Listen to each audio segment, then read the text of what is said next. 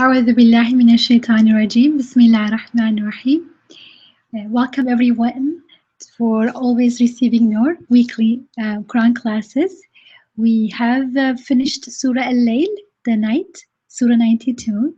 And now we're moving on to the next Surah, Surah 93, also known as Surah Duha, morning brightness. So after the night, we are moving on to morning brightness, and Dr. Yamina will be hosting our study as usual. And as usual, we are welcome to join in with our thoughtful comments and questions. So without further delay, I turn to Dr. Yamina to lead us for tonight. Thank you. Assalamu alaikum.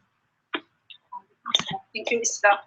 أعوذ بالله من الشيطان الرجيم. بسم الله الرحمن الرحيم. والحمد لله رب العالمين. والصلاة والسلام على رسولنا محمد وعلى آله وصحبه أجمعين. So welcome back to Always Receiving Yours weekly reflections, and this time it will be on Surah ad-Duha, inshallah, which is an early Meccan surah and which follows directly Surah Al-Layl that we just finished. May we always be open to receiving the light of divine hidayah in this surah and in the whole Quran, inshallah, and may we live with that guidance, inshallah. اللهم اجعل في قلبي نورا وفي لساني نورا واجعل في سمعي نورا واجعل في بصري نورا واجعل من تحتي نورا واجعل من فوقي نورا وعن يميني نورا وعن يساري نورا واجعل أمامي نورا واجعل خلفي نورا واجعل في نفسي نورا آمين الحمد لله رب العالمين. So far, whenever we started a new surah, we reminded ourselves of what we were seeking from the Quran. That hidayah, the guidance, a guidance to falah, to success. And success is a lasting success, which transcends this world. A success in falah in this, fi dunya wa fil akhirah, in this world, and therefore in the next. It is such, if it is truly success, if it is true prosperity, then it is a permanent prosperity that transcends the transience of this world. And inshallah. And so it opens the door to akhirah, the doors to the next world, while we are still here and now, inshallah. And also we like to always remember that just as the Quran is a source of guidance, as we are told in the Quran, it is also rahmah and healing, shifa. So whenever we think we understood something from the Quran, we always like to get back and ask ourselves, check out to make sure this is truly guidance. How does it make me more aware of my ubudiyah? How does it make me more aware of the gifts and the ni'mah and the blessings of my Rabb? How is it healing to me? How does my awareness of my ubudiyah, my neediness, my helplessness, my vulnerability, make it possible for me to enjoy the gifts of rahmah and all the beautiful divine attributes that reflect in the creation? How does it guide me in this life so as to read in the name of my Rabb, so that I reap the eternal fruits of paradise while here? How does it make me more grateful? And so this is what we kept repeating whenever we started a new surah. This time, I want to add one more thing, because now we are carrying on with Surah ad-Duha, the morning brightness, which comes right immediately after Surah Al-Layl, the night. So Surah Al-Layl is Surah number 92, and this one is Surah number 93. And so we want to stop and feel and see and realize how these surahs are related to each other. So just because one surah ends and another starts, it doesn't mean that they are not connected. They are connected in beautiful and very subtle, explicit and implicit ways, in subtle ways and beautiful ways, subhanAllah. So Surah Al-Layl ends with the 21st ayah, when it says, وَلَسَوْفَ يَرْضَى, which means he will be well pleased, he will be definitely satisfied. And in ayah 5 of Surah ad-Duha, there is an answer and a kind of confirmation of this statement when Allah subhanahu wa ta'ala tells us, وَلَسَوْفَ يُعْطِيكَ رَبُّكَ فَتَرْضَى. And indeed, in time, your Rabb, your sustainer, will definitely give you so that you will be well pleased and satisfied. And the same word is used, فَتَرْضَى. And also, there is here the word yu'tika, which is used in was used in Surah Al-Layl. Remember, Surah Al-Layl was all about giving. فَأَمَّا مَنْ أَعْطَى وَاتَّقَى وَصَدَّقَ بِالْحُسْنَى فَسَنُيَسِّرُهُ لِلْيُسْرَى. So there, when we reflected on the meaning, or the not only the meaning, but on the indications that the ayah 5 or surah of the previous surah, Surah Al-Layl, indicated, فَأَمَّا مَنْ أَعْطَى وَاتَّقَى.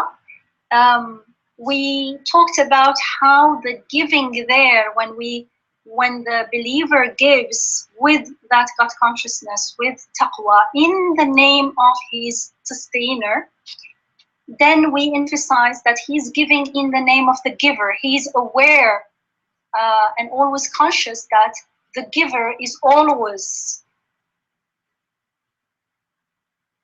our Rabb. When we give, we only give in his name. We give as we share what is given to us, and the very giving, as we give, we understand more, and we experience and we witness that he truly is the giver.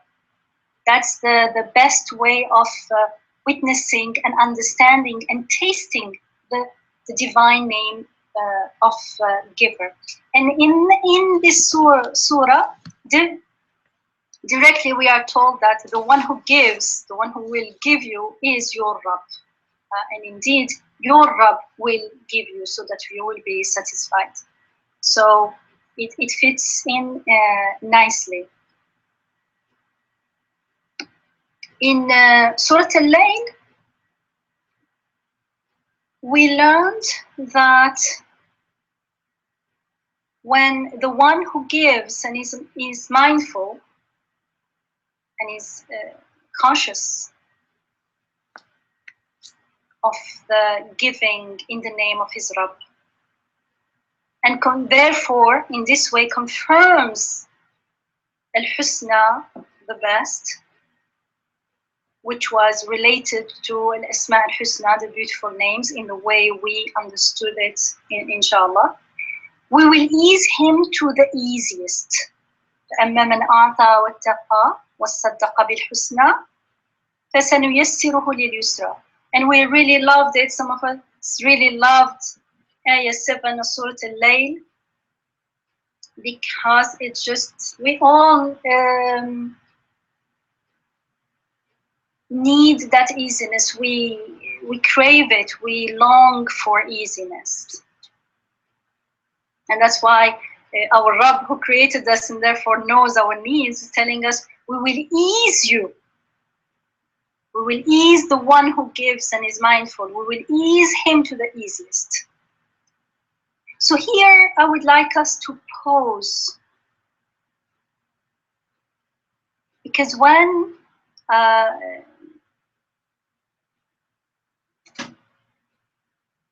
unless we stop and reflect on this ayat for a long time and we practice them in our life, it could be understood that life will be easy. And if life is easy, it may be understood that there will be no hardship, right? And I want to ask you, is this true?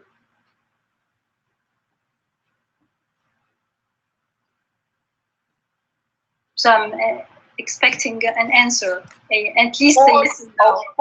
Of course. Yani, just looking around all the countries and the hardships of the world around us, within ourselves, of course, that is not true. Yeah, at least there's a lot of suffering that we see everyone around. And even if we're not aware of the rest of the world, just look at our own anxieties. Yeah, our own anxieties, our suffering from our own anxieties. That's true. Or hardships. I mean, it's not, we're not always making it up. Like, you have an illness, you have something is happening from outside coming to you, and it's not always easy. So life is not always easy. So that's why I said, like, let's stop here now, like just a second. And as you just mentioned, Alia, when you look at the rest of the world, it becomes even more bewildering, like very confusing. How come? Like innocent and good people. Forget about grown-ups and adults, like children. And they still go through so many sorrows, hardships. Where is the ease? And we know people who maybe like give and are mindful and are beautiful people, and it doesn't seem like their life is all very easy. Where is the ease? Where is the compassion? Where is the justice? But I mean, I have hopes that it will be easier. I mean, that's at least. I mean, I think I'm one of those who are in general pretty stressed. I mean, as default. What do you mean? You confirm that, right? And I mean, so if I look at where I am at the moment, then I would say, okay, so the basics, I learned them, but I hadn't implemented them in my life for quite a while. But now I feel that I start implementing it. And this, I hope that I am really a little bit easier in general. So, I mean, still my life is of course always difficult and always on the edge, and there's always something, and I don't even expect that to be different. But still I have the feeling that it is possible to become easier. And you said, what Andrea said is one word that's very important. She said, I will be easier on it. It's not like the world will change or things will suddenly, there will be no hardship, no illnesses, no death, and no injustices or anything. But I will be. And here it says, we will ease him to the easiest. So the person, that person himself is eased into the surrender, is eased into the path of easiness. That's one point. That's very important. Dr. Yamina, the other thing is this, it could also be, our attitude towards things, our perspective would change, because now we know that this, when we know that we are being tested, we are being graded, and even in this pain that we endure, we will get a reward. So the whole attitude changes towards, so that may be the ease, otherwise people will ask, why me, and things like that. But once we know the source and the purpose and the reward of the endurance, patience, then it becomes totally different it's a totally different approach, and it brings a little bit, I would say, different attitude will bring a little bit ease. And then you are, inside also, like the next word which comes is saja, right? Saja is quietness and stillness in you. So that makes a whole difference. The way you react to the problems that Allah subhanahu wa ta'ala throws on us or puts us in a test. So the attitude of the person depends, on himself. May be easy, or he may make himself tough, difficult to handle, or he himself can, or her rather, can make it easy for herself. It depends on that. Meaning the attitude is going to make a difference. Heck of a difference. Inshallah, yeah. Inshallah. It's easy to say, but it's easy to say, but sometimes we forget at the time of trouble. That's true. So yeah. So when we are asking these questions, when we're asking questions like, where is the compassion? When we are in a state of being that we can't see the compassion, what kind of state of being are we in?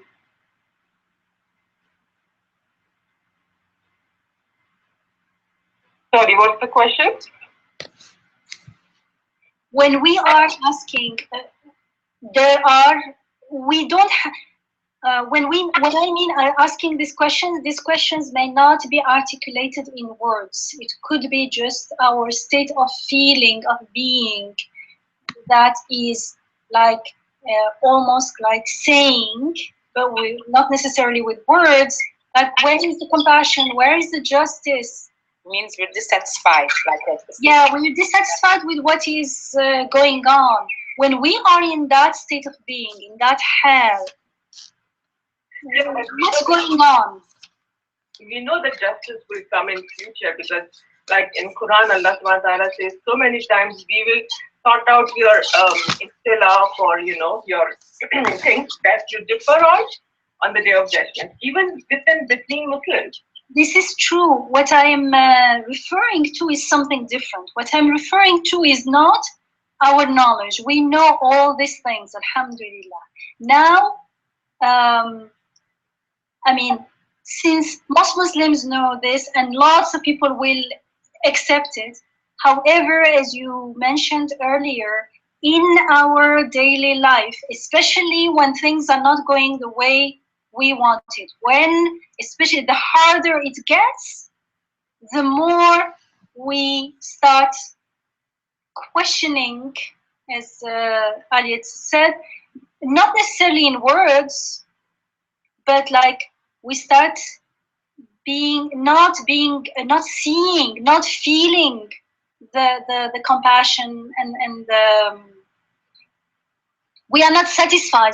Because remember, the Surah Al-Layl ends with, you will be satisfied. So what is it that makes us not satisfied? What's going on when we are going through very tough, when I'm not talking about all the time, I'm not talking about information or what we know. I'm talking about when we are in a very tough time, it's very full darkness, and do we feel like, and we don't feel the satisfaction, we don't feel satisfied with what's going on. That's what I want to address here, because we want to make this guidance, we want to make it our guidance in our everyday life, in our feelings, in our everything. Not only information, we need the knowledge, we need the information, because otherwise we won't be able to move on. But that's not enough. Otherwise we will just learn everything in a few days and that's it. But we are given a long lifetime, and the Quran is not, in the Quran our Rabb is not telling us this one time. He's telling us this in very different ways, in very different contexts. That means we need it. We need to remember the reminding. We need the explanation. We need the consolation. We need the clarification. And even the prophets asked this question in the Quran. It says they came to a point. They said, "Mata Nasrullah." When is God's help coming? And these are people who are sure. They haven't fallen into forgetfulness even. They know God's help is coming, but they feel like, well, I can see it. Yeah, almost like that way. Well, I can't make shahada if I just know it, but can't see it, can't feel it. If my heart is not satisfied. There's one piece of knowledge that is very helpful. So when I'm in the moment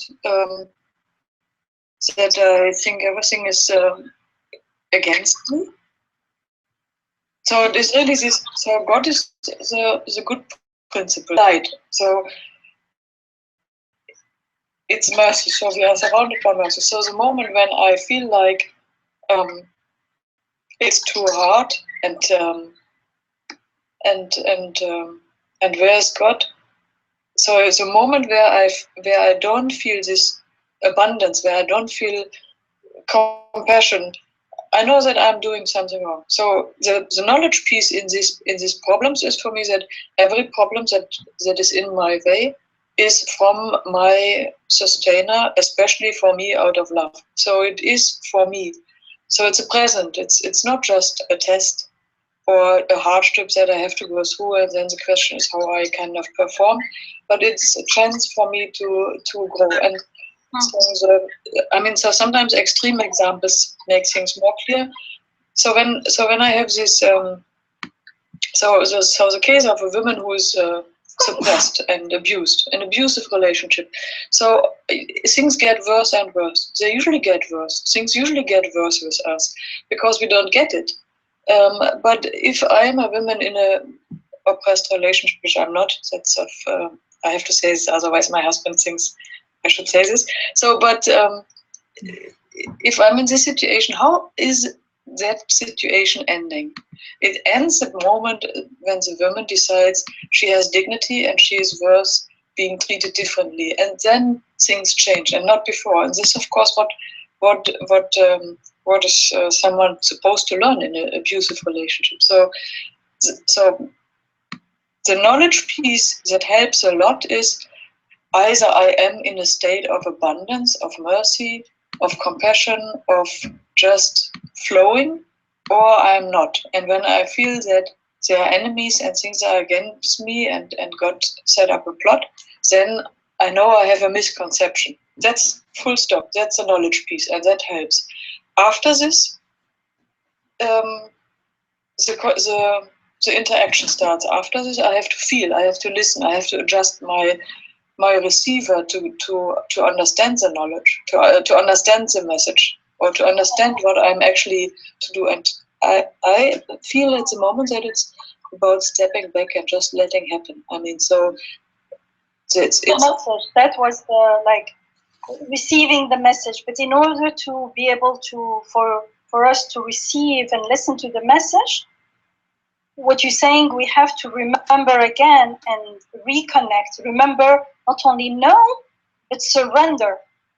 Surrender that trust that although I don't see the purpose now, the goodness in this, I trust and I surrender and submit. We talked last night also about last time about submission. And so we get back into that connection. Because when I start questioning and my questions don't take me back to my Rabb, then I start disconnecting. So the same hardship and the same, as Isra just mentioned, when we say Mata Nasrullah, when we don't see the compassion, I can say, where is the compassion, where is the justice? The same question can lead me back to my Rabb, seeking to clarity, seeking purpose and meaning, or it can take me to I can't see it, therefore it's not there. So it all depends on my hal, my state of being. The moment I remember again and I'm mindful that we are abd. And remember, abd means that we are not self-sufficient. The self-sufficient, the arrogant ones were the ones who didn't, the niggardly who didn't give.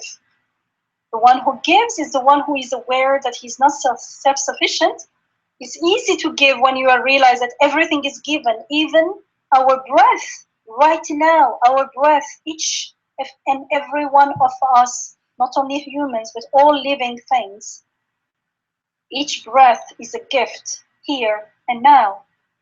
And so the moment I am aware of my being abd means aware of having needs and having no means to take care of their needs. So I'm only waiting for the goodness for the gifts to come. So I'm only the recipient, even when I'm giving. And when I'm giving, I am confirming that we are all recipients. I'm confirming the givenness of our Rabb. And so when we remember, when we are aware that we are abd, we remember that our desire for goodness, our desire for ease and peace and justice are all given to us for a purpose. That's what Andrea is saying. So the hardship is given, the hardship on its own doesn't speak. But together with the hardship, there is a desire for ease. Together with the injustice, there is a desire for justice. In that contrast, it's like hunger is given. And so then food becomes meaningful. Then I seek justice and peace and compassion and ease and meaning and purpose. And they are meaningful and they become husna, and I can appreciate them.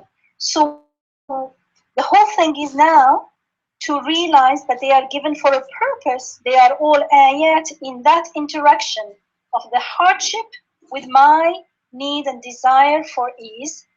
Injustice is going on, like truly something is going on, injustice, and my need and desire for justice. Together, in that interplay, in that connection, that relationship, that's where the ayah is. The ayah is the sign, the messages, everything is speaking. And I am supposed to read, اقرأ باسم ربك الذي خلق, to read in his name. What is, and listen, as Andrea said, listen, what is the meaning of this? There is hardship, and I have a desire for ease. If I say it's my desire, I like ease, why did you give me hardship? There's no way I can solve anything, because I'm already grounded in falsehood, in delusion. As if the desire for ease and the dislike for hardship was mine, as if, where did I get it from? But when I remember that everything is given by my Rabb through his mercy for a purpose, and it is that way that I grow and get ready for the next eternal life, then I realize that those desires, those needs, those hardship, whatever is going on are all ayat, they all carry beautiful messages and meanings, even when they themselves are painful. What makes them painful is what trust means and urges me to seek the answer. And the answer is not something that I know intellectually only.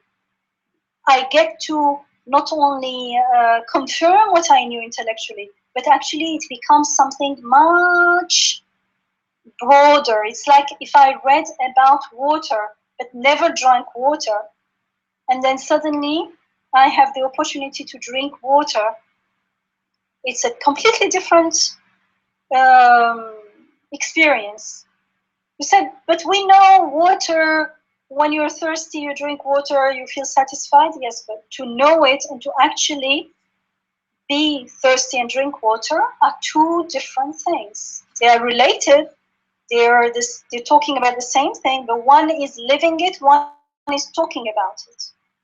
It's like someone says honey is very sweet, but then the second is showing the honey, smelling it, and the third is actually tasting it. So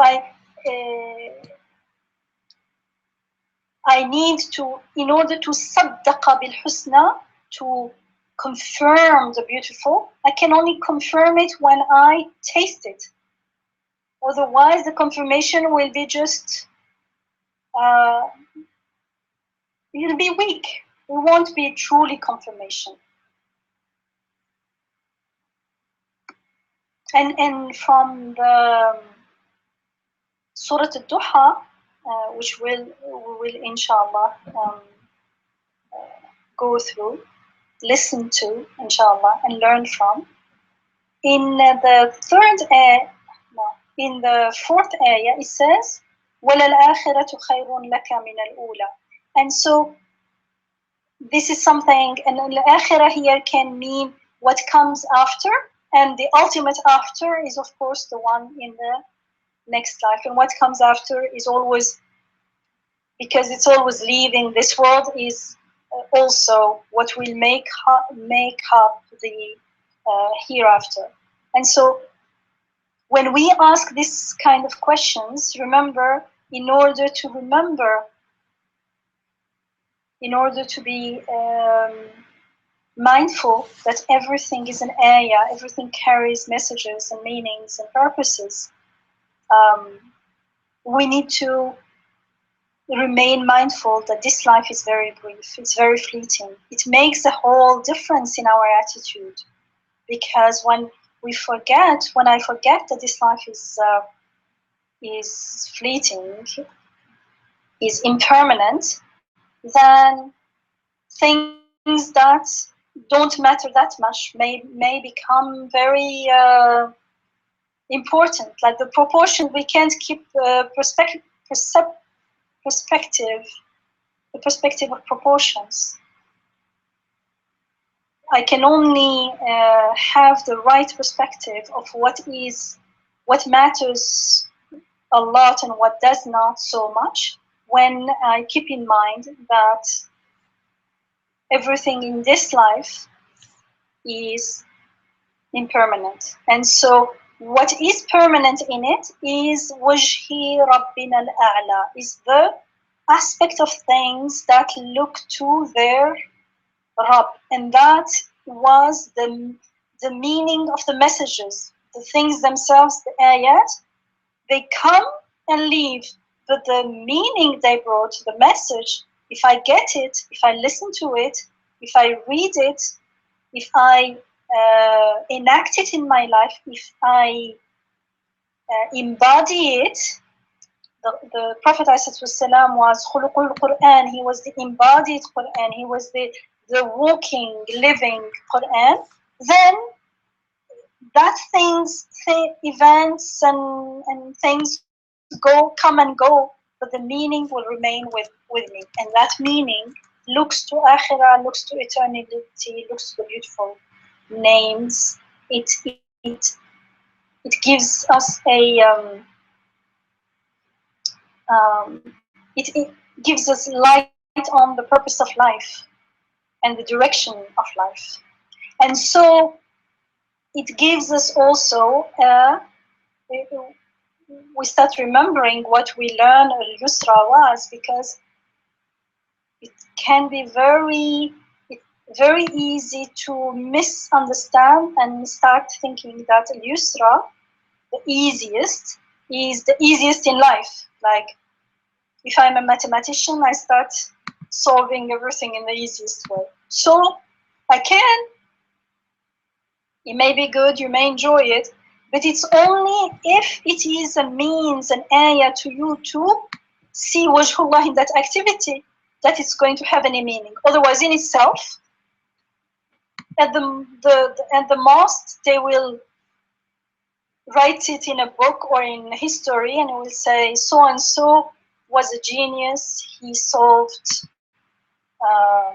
everything that no one could solve. So, if he did not understand that it was a gift, if he did not realize that it was not from him, and that the joy of the solving was the joy of receiving all those of the receiving of the gift, then with the death of the person, everything ends. So seeking Wajh Rabbina al-A'la was very important, because that was the only lasting goodness in everything. And we need to ask ourselves, where is Wajh Rabbina al-A'la in whatever we are going through, whether hardship or goodness. And we question when we are in times of hardship, but we need to be practicing this all the time. Otherwise, it doesn't happen like suddenly someone who never practiced surgery or never went to medical school, they can't one day start operating. Or someone who never studied maths, on the day of the test will suddenly start juggling with equations. It doesn't happen like that.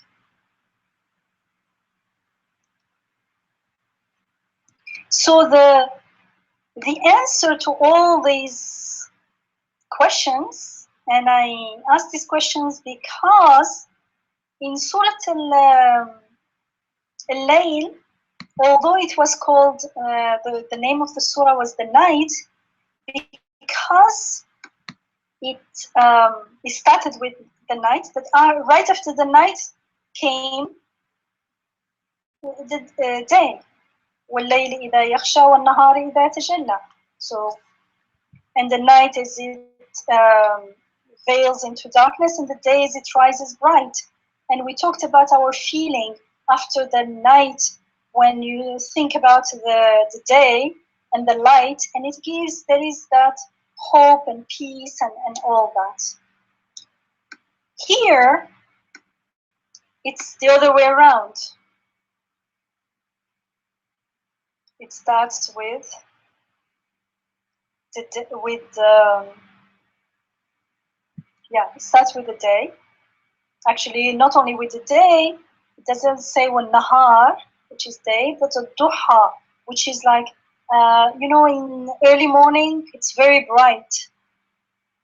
It can mean also day, but it's more like there is an emphasis on that brightness. And right after that brightness, وَاللَّيْلِ إِذَا سَجَى. And by the morning brightness, and then the night when it darkens. Seja here is it darkens and it settles and it overcomes everything.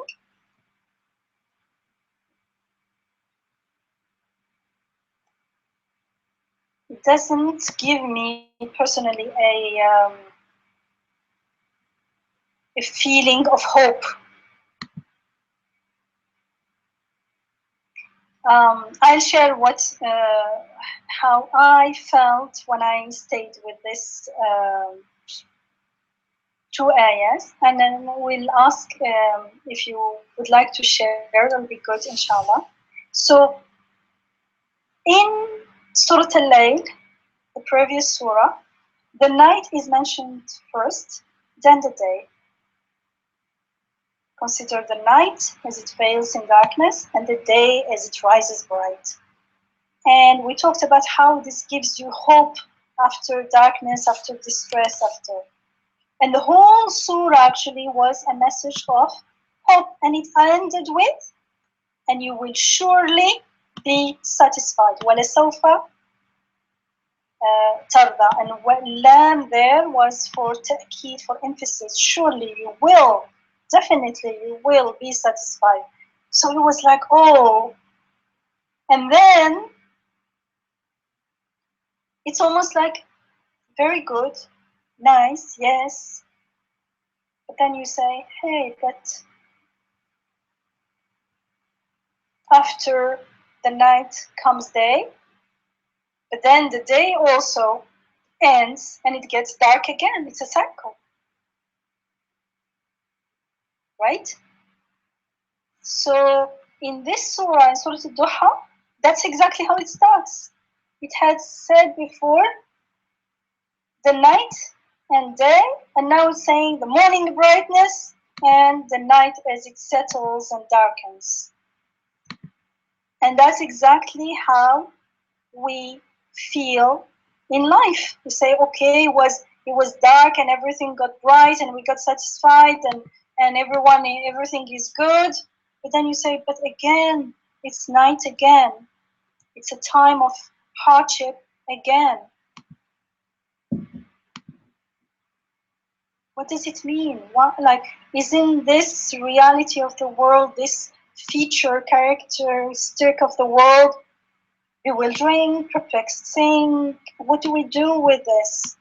How does it feel when we experience the bright light in the morning? I don't know, right now it's spring. It's like so bright and flowers everywhere and all the birds and life is thriving. Then it gets dark. Now it's dark still.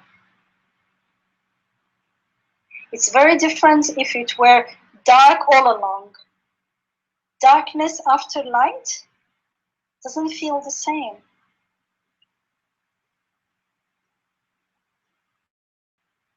Would you like to share how it feels to you? Could we, Yamina, I know you want to eventually read the surah, but do you think we could do it first, read the surah first, and then come back to the question? I just don't want us to just copy from the surah. I want the surah to surprise us and to you see the compassion and the consolation and the magnanimity and the forbearance and the beauty of the message. What I wanted to start with is really seeing how these two surahs are very much intertwined, how they are very much connected, and how it's a continuation. And Surah ad-Duha is, when you say, yes, there are moments of darkness in life, and then it gets bright and day and you are satisfied and all is well. But then right after that you say, but that moment ended as well. Now we're back to almost like, it seems like we're back to square one now, back into darkness. And we did actually something very similar with Alal, I think. We said let's for the moment stay with the night when it veils and remember and how it feels and so on. And that was very efficient. I liked it, effective. So I think we should, I like that idea. Isra, I see your point, but like we have two ayahs, not one, but two ayahs of this surah. It says, وَالضُّحَى, first ayah, وَالضُّحَى, second ayah, وَاللَّيْلِ إِذَا سَجَى. How does it make you feel? Personally, unless I reflect and connect with these ayahs, the rest will be information for the moment. And even at the information level, I want to feel that it is my Rabb who is speaking to me, because it's someone who knows exactly how I feel, and is speaking exactly to my need. Subhanallah. That sounds wonderful, Dr. Yamina. Let's do that. Could you give us the translation of the first two verses one more time? Yeah, by the morning brightness and by the night when it darkens, when it settles and darkens. Okay. So our job now is to feel what we experienced in the morning brightness and in the night when it darkens. especially after that brightness, when it's bright and life and light, and there is joy. It makes you joyful just thinking about it. And then there is this overcoming darkness. And Yamina, I always have like I don't want to call it that, but I have a time of the day that I feel like I feel life is bright, and the time of the day that I feel more productive or more optimistic. And it's always like this time, like Duha, not the very early in the morning, but it's like Duha and Asr, and then when and then like as soon as Maghrib hits, I feel halas, everything ended. Like everything shut down, systems are shut down. I just like it's a totally different feeling. Like one is more optimistic, things could be done, things feel lighter. And for me, a second part of the day is always the time when it's overwhelming, more things cannot be done, there's no time left. So anyway, this is even in the salat, in the early morning when it's still dark, in Fajr prayer, we recite aloud. And if you enter in a mosque, something, it's loud. And Maghrib and Isha, when it's dark, when everything is still outside and dark, there is the word of God, the Quran fills in. And it's almost like a friend, like a friendly reminder. The daytime, for Dhuhr and Asr, it's silent. And it's also, it's not the only wisdom and hikmah. There are so many hikmahs in it. It's also during daytime we're busy, there are noises and things, and it gives you that time when you need that silence to reconnect to our Rabb. So, but one of them is like, I like that when it's dark and still and outside,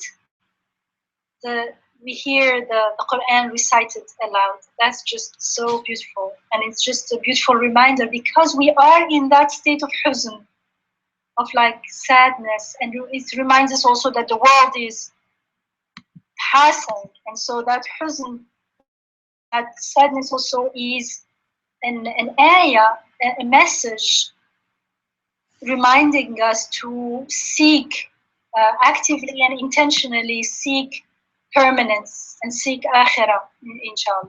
Inshallah. Inshallah. Also, Andrea, there's one exception. When sometimes you're working very hard during the day and you welcome the night to rest. I'm saying, it's always sometimes, most of the time, you are happy in the morning, you get up fresh and all that. The whole day is ahead of you. But sometimes if you have worked very hard, you really welcome the night and you want to just sit back and relax. When we did this last time, we had different experiences. There was that Aliyah said, actually, that makes me sad because there's that going, or someone said this, I don't know. So, and we figured at the end that it doesn't matter. The really important thing is that for a minute we stay with it. So, did I miss that minute, or do we have that minute? Yeah, I think, Andrea, you're requesting just 60 seconds. seconds. Alia shared what she feels in every day in her life, in those moments. And your minute is there, Andrea. It's your turn. Everyone is invited. But before I can share something, I need that minute to be. So obviously I missed that point, and maybe. You take it now, inshallah. Take it now.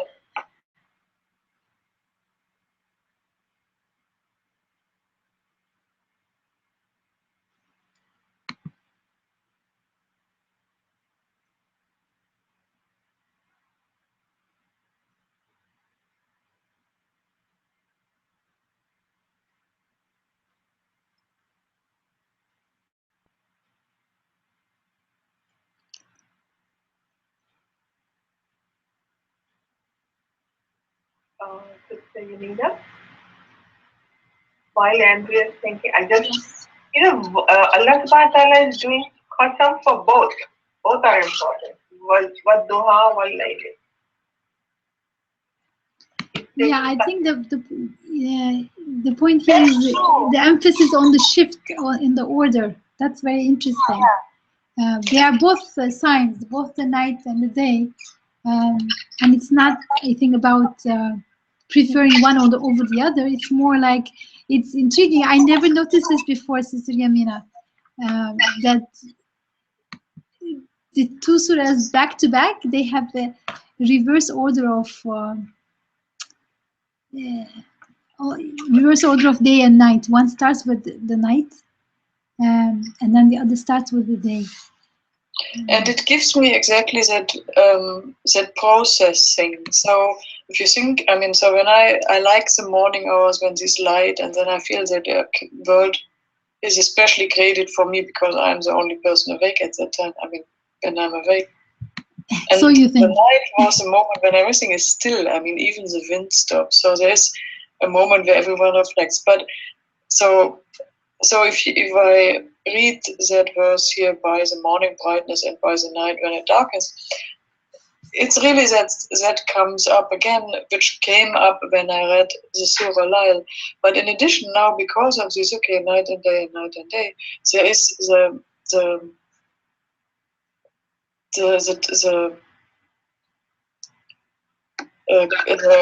the time coming in, that nothing is permanent, and that we are going from the light to the day, to the evening, to the night, from the good moments to the distress moments.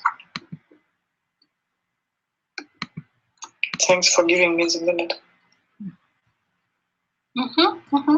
And you can feel in the area when we stop, when we pause and stay with, I mean, if it is an area, if it's saying ad-Duha, consider.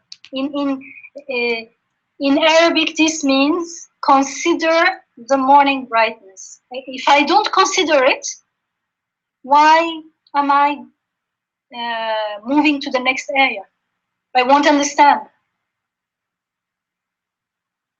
Can you solve a problem when you don't read the instructions in order? If I don't read the first instruction, will I understand the second and third?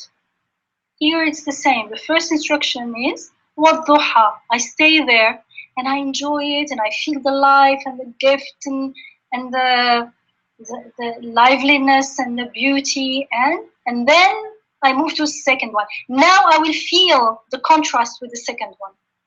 وَاللَّيْلِ إِذَا سَجَى. And it just doesn't say وَاللَّيْل and the night. No, seja. Seja is that overcoming. There is a motion suddenly enveloping you, getting darker, getting still. So you feel it like, oh, it's almost like I feel it in around me, and I start like looking. Oh, you get even a little bit scared. You feel lonely. I'm sharing how I feel. If I stay with that, I'm not remembering. But we have our Rab. Of course, we shouldn't feel lonely. That will come. Then that will be meaningful. If I'm not in touch with my feelings, which means with my needs, I will not be aware of the gifts that my Rabb is sending me.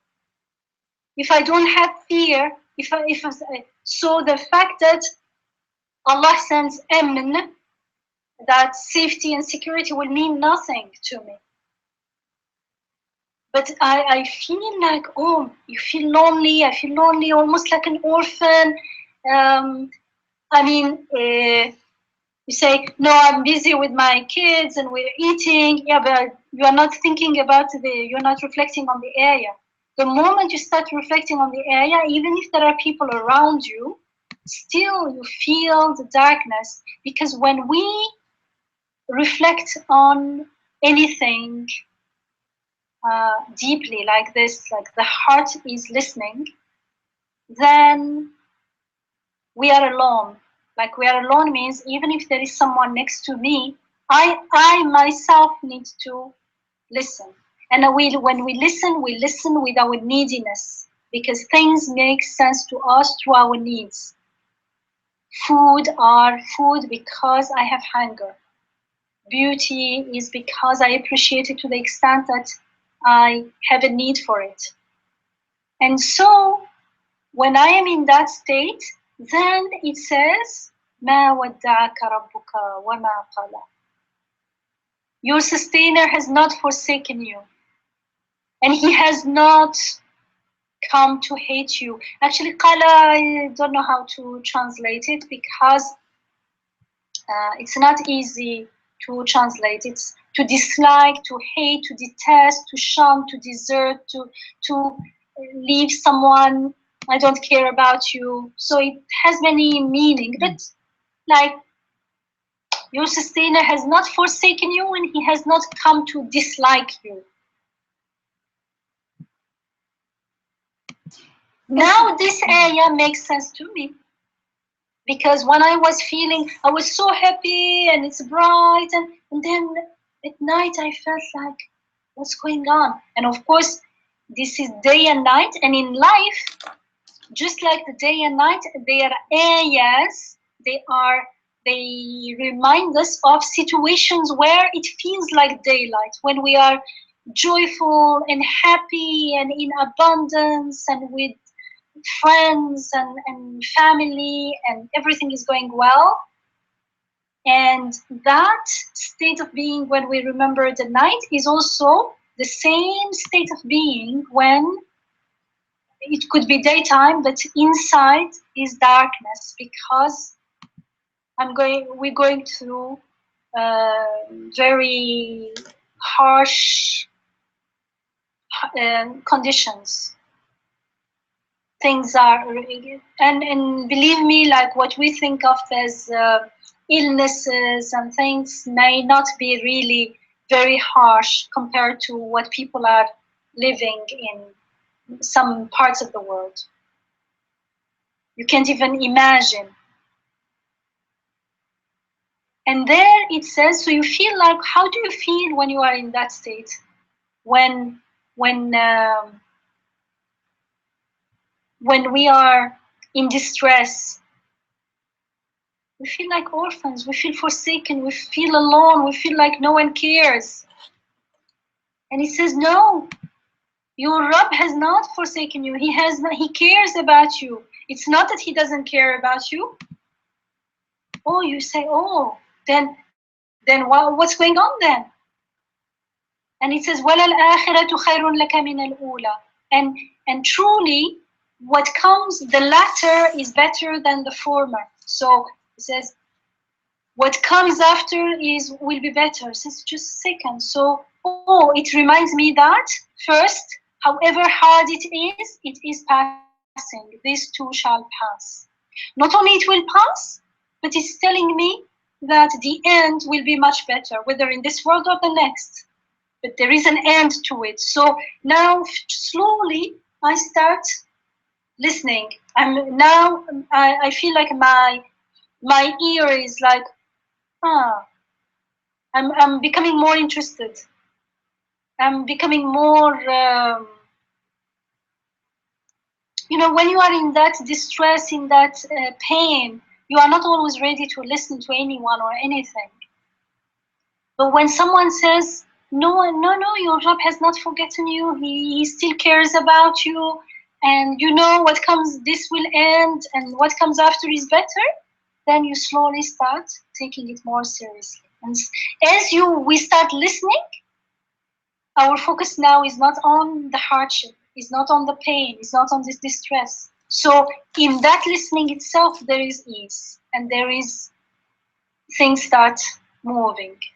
Yeah, I would like to have a side remark. I mean, this sentence, so your Rabb has not forsaken you, nor has he come to hate you. That is first of all a claim. So that's about how to read Quran. So God tells me that, but what is God? God is my conclusion of what I see, and it works like La ilaha illallah. So I should read it as God speaks to me. He didn't forget me. He didn't hate you. So that's not the case, but I have to confirm it, so I have to make an effort. I can't just take it for granted. Yes. And that's why it says وَلَا الْآخِرَةُ means here it's not even and. I would translate it as because, like in a sense, and it's and because. Why? Because this will end as well. Like, because that time when I am in that very difficult situation, it doesn't seem like it will end.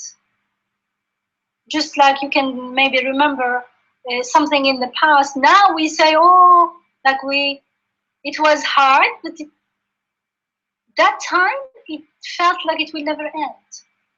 So just remembering, and Andrea, what you said, this area number 4 is a fact that I can confirm, I can see, I can witness.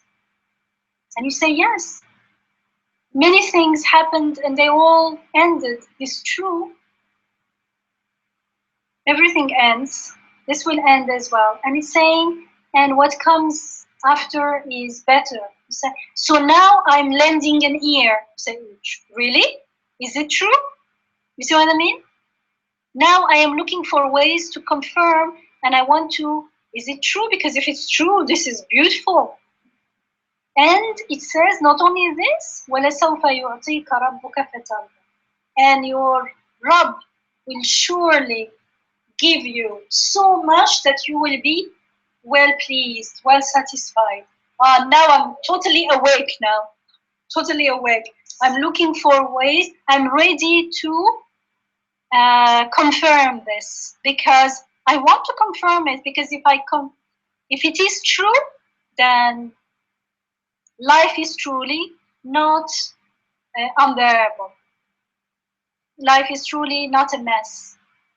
And that's what I long for. I long for purpose and meaning and easiness. So I'm totally aware now and totally ready to go out into the world and do whatever, because right after, it's going to tell me how to say, I surely will give you, so you will be well pleased. And then Allah starts telling us how He already gave us, so I can confirm it. Right, so I can look now back in this situation where I felt forsaken and like an orphan. What happened? Yes, in the past. And who brought me out of this situation? Isn't that beautiful? Yeah, it's interesting because, like, I like God helping us to see the pattern. Like we treat every event as if this never happened to us before, as if like this is a totally new event, like I've never experienced in my life before. And I panic with all the panic in the world, as if I've never been there before. And what God is trying to teach us, like, no, look back. This has happened. Similar things have happened, and how did they end? And don't you remember how pleased you were after the end? Don't you remember now that there was a lesson that you learned out of it? Don't you remember that you were like satisfied? So like God is saying, go back and look into the patterns. And now treat this one, realize, why wouldn't this be a pattern? Like, why would you all of a sudden distrust me? Like, if I'm the one who's telling you I was behind all of these patterns. We can also say the roller coaster kind of an experience. Even with every ease, with every difficulty comes ease. So it's always a whole package. Yes, and the key is to look at it through this window, because what is very beautiful for me in the surah is that the surah is recognizing that I can actually lose hope and get frustrated or just completely lose my bearing. So I need this reassurance that when the night comes, I get frustrated. Night, not necessarily night, I mean, it's more in the symbolic sense of night, difficulty, challenge. Then I need this reassurance that says, no, your Lord, your sustainer, has not forsaken you and does not hate you. And within the formula already, the key to confirmation that Andrea was looking for, because it's saying your Rabb, the one who is making you breathe in this moment, the one that's making you walk and exist in this very moment, your Rabb, your sustainer. How the can one who is making you long for ease and beauty and light right now, the one who is making you dislike the darkness and the hardship, right? Yes, exactly. So the key is there. This is your sustainer. So he is the very ground of your being, your existence right now, and your yearning for relief right now is. So then he can't be against you. He can't be not liking you. He can't be forsaking you, because if he forsook you, how could you be here and be looking for a solution and being in this mode of trying to get out? How could you even exist? So in the ayah itself, in the verse itself, there is the key to confirmation, because it's saying your Rabb, your sustainer, the one who sustains you. And yet I need to hear that explicitly. I need that message spelled out. So the verse says, your sustainer has not forsaken you. I mean, it would be for contradiction, but still, we do live those contradictions or imagine those contradictions. So very beautifully, the verse is coming right in and saying, look, your sustainer, and I'm underlining sustainer here, has not forsaken you and does not hate you. And that's very beautiful in the way it's put, and in the way, I mean, in the fact that it's explicitly put. It's the word you used. What was the word you used, Isra? There is like an acknowledgement of our distress and our getting of our frustration. And even the word qala is like a strong word, dislike, hate, detest. And that word itself is also, it reflects our strong emotions. Like when we are in that darkness, that word doesn't sound strong, because we feel the very strong emotions when we are in distress, when we are, we feel very difficult to connect, to acknowledge rahma and beauty and justice in the middle of what looks like a very messy and ugly world. And so we feel forsaken, we feel like orphans. And subhanallah, our Rabb, you see, look, the gentleness and the rahmah and the forbearance, he's very gently reassures us, I like the word you use, Isra, and reminds us of our reality of abd by saying here, not ma wada'aka Allah, ma wada'aka rabbuka, that rabbuka is already very close, and reminding me that I am a abd, I'm a recipient of the gift, of the giving. And also, Dr. Yamina, it's like almost Allah subhanahu wa ta'ala is saying that, you know, with the difficulty, there is already a solution just, you know, at the back of it. So it's like it's a whole package of, you know, the difficulty and the solution, or the ease is in the same package, like, you know, following each other. And to see it in this light, because if I may share a small story from my childhood, somebody, one of my classmates, she said, you know, my family went through very difficult times, and we prayed to God very hard, and he never responded. And I was shocked. I'm like 12, and we're just 12 years old talking. And she said we were in a very difficult financial condition, and they're not they aren't a practicing family, but they started practicing as a way of kind of seeking solution and asking help. They even called the imam to come and pray with them and so on, and prayed. And even the imam said at some point, you know, the God that I know should have responded, or something like this. And she said God never responded. And I was shocked, because we were in a private school. I said, how come, like, you know, you're in a private school, so you obviously did come out of that, you know, poverty. And she said, yes, but right? Yeah, but you saw the deal came, the package came. It was Sister Ismail saying, this is the package, right? I mean, there was poverty, there was a financial crisis, and then now she's in a private school. They have a summer house and so on. So they obviously came out of that. The ease came. But the key is to recognize this as within that perspective of my Rabb, because she said we tend to make it like Alia said, each time we get into that mode of panicking and because we disconnect again. But here, very gently, we are. Our Rabb is making our tarbiyah. You see the rububiyah in the surah. There is plenty of rububiyah with rahmah, with hikmah, with. It's just beautiful. It's putting us back into, yes, there is a pattern like day and night, but the pattern is the pattern of whenever you get into hardship, you are taken care of. Yeah, that's the key. Not because when I mentioned this to the person, she said, "Yeah, but we came out of it on our own." This is like Qarun. Yeah, so because they wanted to get out of that time that they really. I love that, Isra. But we came out of it on our own. This is like really cute. Yeah, but she said because her point was we prayed hard. Maybe they didn't come out that month. You know what it means? It didn't mean. It means it didn't happen in our. Timing, of course, we wanted it to happen that week or that month, but maybe it happened next year. Yeah, but it was astaghfirullah. This is your but this is all the time. Yeah, so the key is because if we see it only as something that's happening natural, then there's another verse in the Quran that says people when God gave them difficulties to kind of break them up. He gives them abundance and then he gives them difficulty. They said when the difficulty hit, قد I can't remember.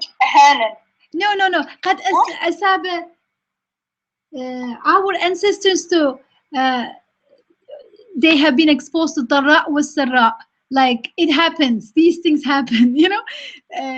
They say in response to the Prophet, when there's a difficulty and the Prophet saying this is a sign from your Lord, they say no, bad things, good things, these things happen. Life is a cycle, these things happen. And so the key here, not only that difficulty would literally be followed by ease at the appropriate time, but more importantly that this is part of a bigger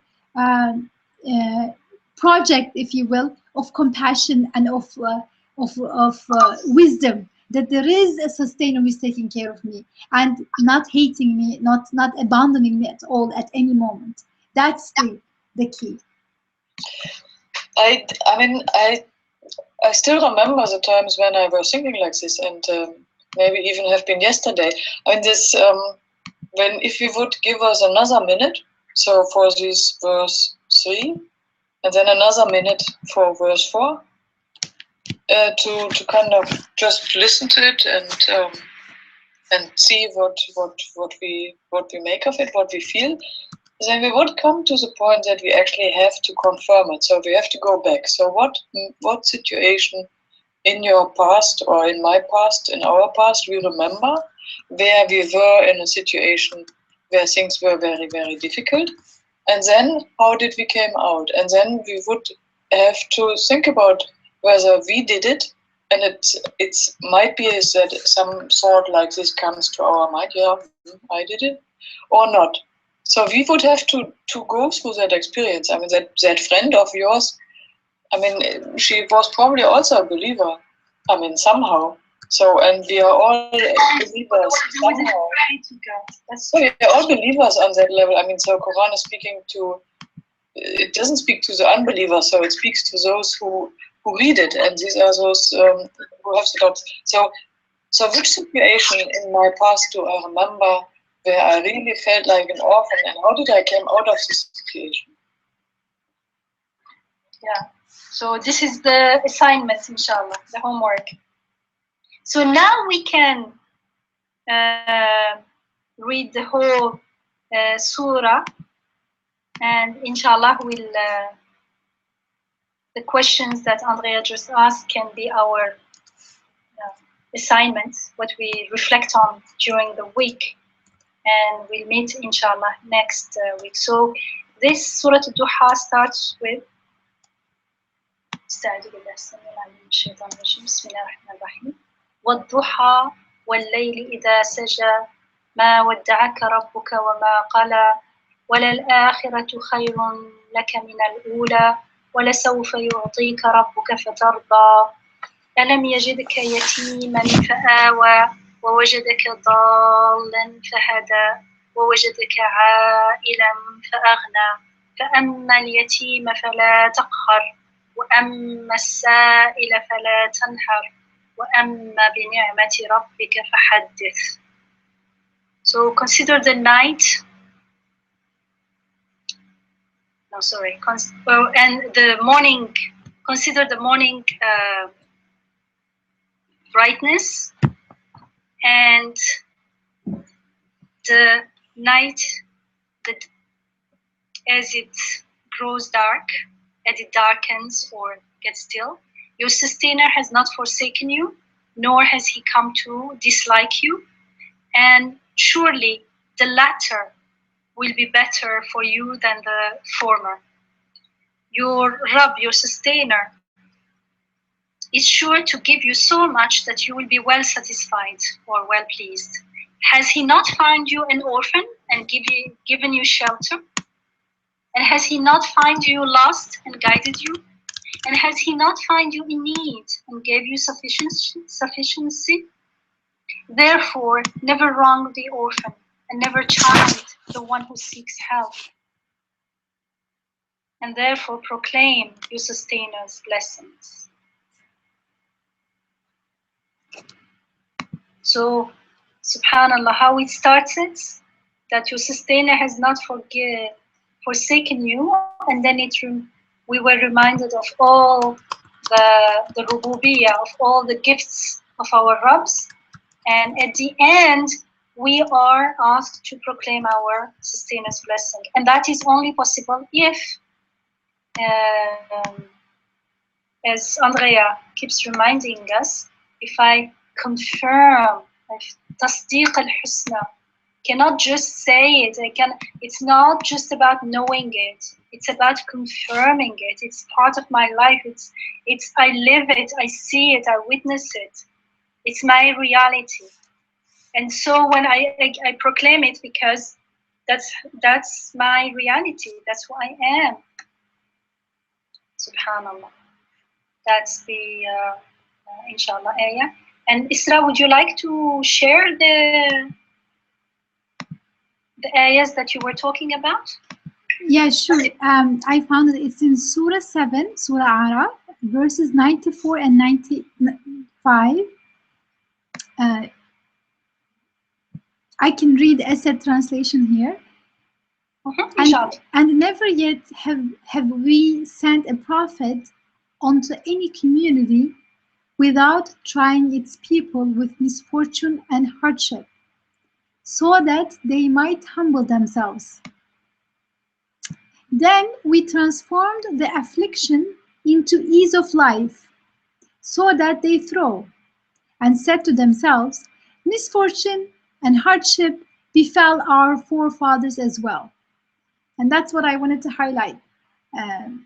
They are saying, life. People say that this is life. It happens. Yeah, it happens. You know, قد مس آباءنا الضراء والسراء. These, you know, these things happen. Difficulties come, and then ease comes, and so what are they missing? They are missing that this is not just happening on its own. It's all a message. The night has its purpose, the day has its purpose, their alternation has its purpose, and it's all coming back to basic notion that my Rabb loves me and never leaves me. And cares about me. That's the manifestation of rububiyyah. The whole, that creation, the hardship, the fortune, the good times and the hard times, all that activity is an activity of rububiyyah. Subhanallah, subhanallah, subhanaka la ilma lana illa ma 'allamtana innaka antal alim al-hakim. Wa akhiru da'wahum alhamdulillahi rabbil alamin. ربنا لا تزغ قلوبنا بعد إذ هديتنا وهب لنا من لدنك رحمة إنك أنت الوهاب ربنا إنك جامع الناس ليوم لا ريب فيه إن الله لا يخلف الميعاد. اللهم أنت ربي لا إله إلا أنت خلقتني وأنا عبدك وأنا على عهدك ووعدك ما استطعت أعوذ بك من شر ما صنعت أبوء لك بنعمتك علي وأبوء بذنبي فاغفر لي فإنه لا يغفر الذنوب إلا أنت. The dua, it's a beautiful prayer which is also from the Quran. ربنا لا تزغ قلوبنا. O our Rabb, our sustainer, let not our hearts swerve from the truth after you have guided us, and bestow upon us the gift of your rahmah, of your grace, your mercy. Truly, you are the true giver of gifts. إنك أنت الوهاب. O our Rabb, our sustainer, truly you will gather humankind together to witness the day, ليوم لا ريب فيه, to witness a day of which there is no doubt about. Truly, God never fails to fulfill His promise. Subhanallah. Subhanallah. Thank you very much, Sister Yamina. Jazakallah khair. And so before we close, does anybody have any comments or questions? I saw Sister Ziba first. I'll share a story, but I need a few minutes, so maybe after the recording. Okay, first Sister Ziba, because she had raised her hands. Sister Ziba? Yes.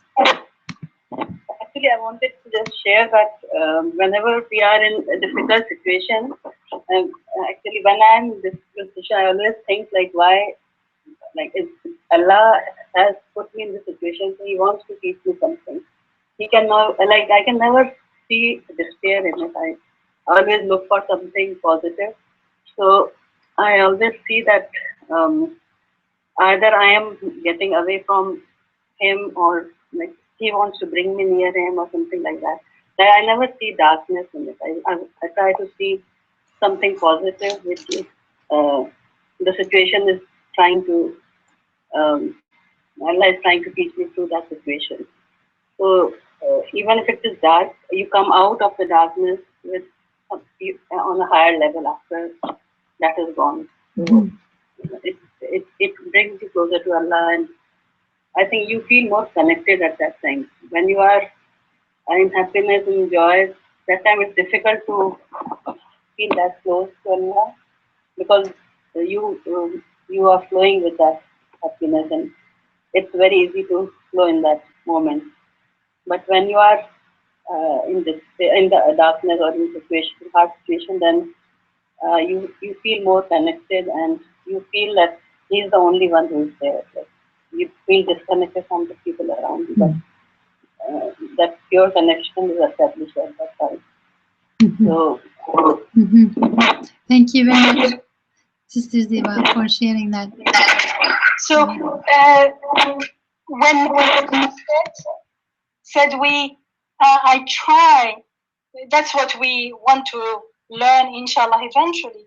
I just want to make an emphasis on getting in touch with our needs, because to the extent that I'm in touch with my need, it is to that extent that I am aware of my ubudiyah, and therefore I appreciate the rububiyyah.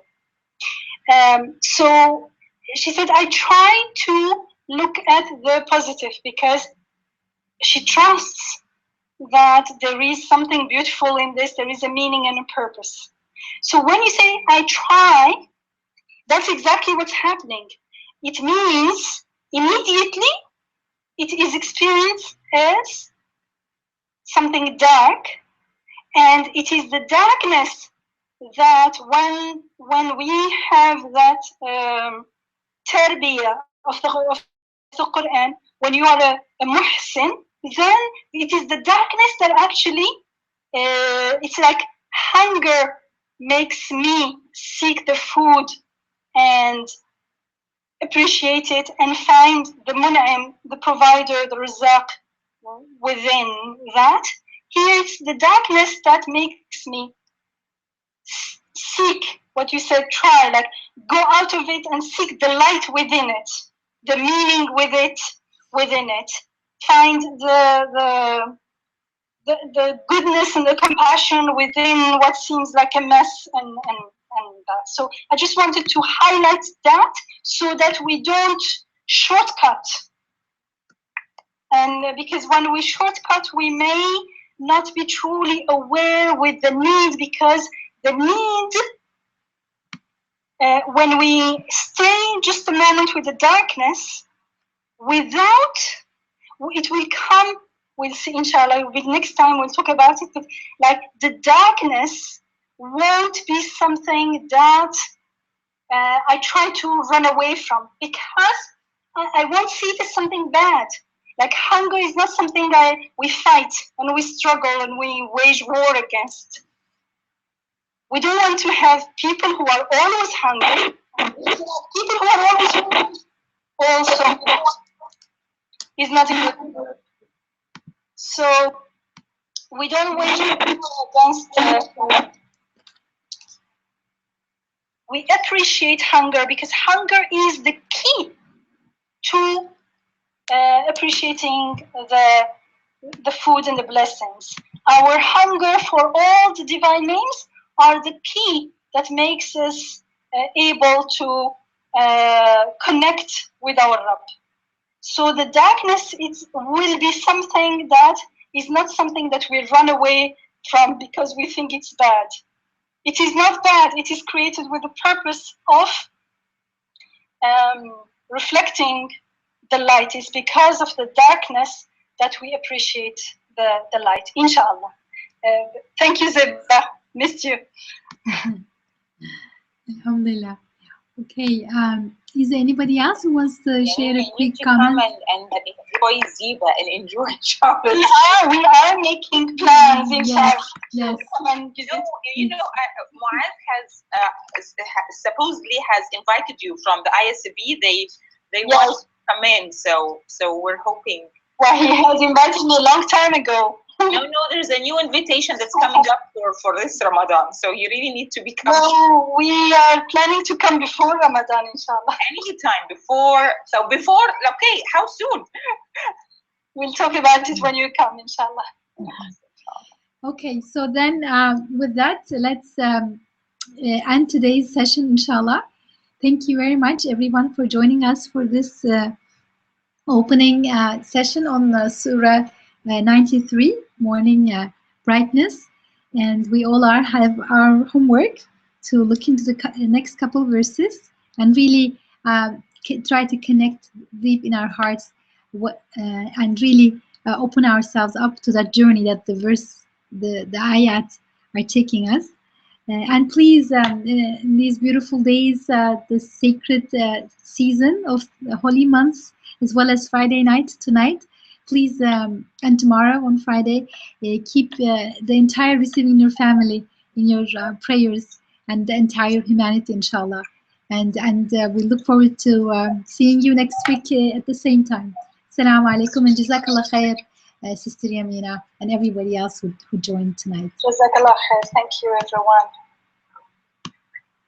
Assalamu alaikum. May Allah always surround you with more salam.